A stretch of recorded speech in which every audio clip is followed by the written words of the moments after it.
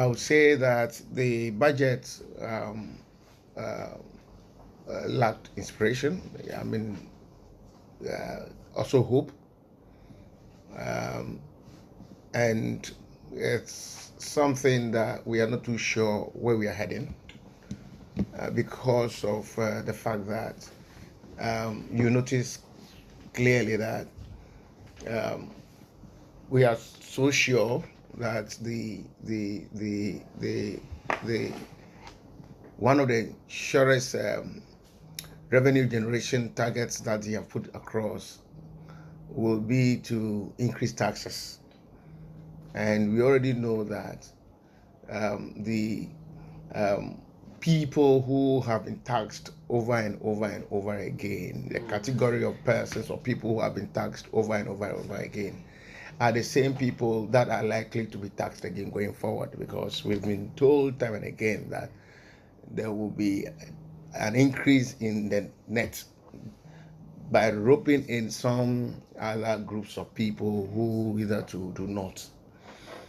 And I think these same people that have paid tax over and over again are likely to get to the point where they could be a stress level will be too high for them.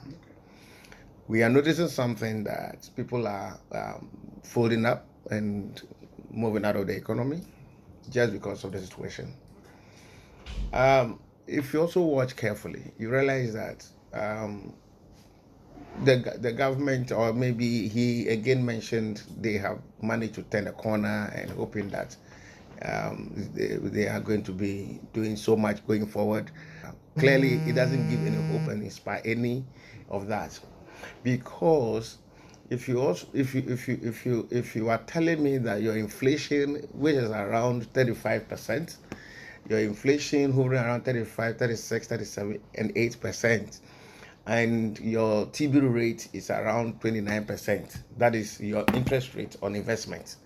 I mean, ask anybody if inflation is around 36+% and your return on investment or maybe interest rate is around 29%.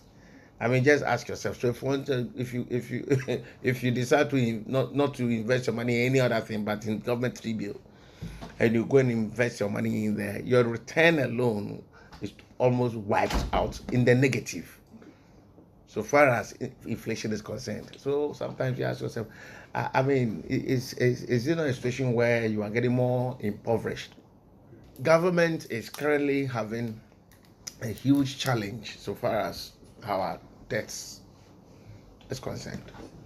So that is it. So for us, I think we will want to see government cutting down expenditure, so that if government is able to cut down expenditure and then try to, as you minimize what you intend undertaking, with clear understanding that, hey, you don't have the control over so many of the things going forward. And so, I mean, when they come in, you know how to probably balance this out.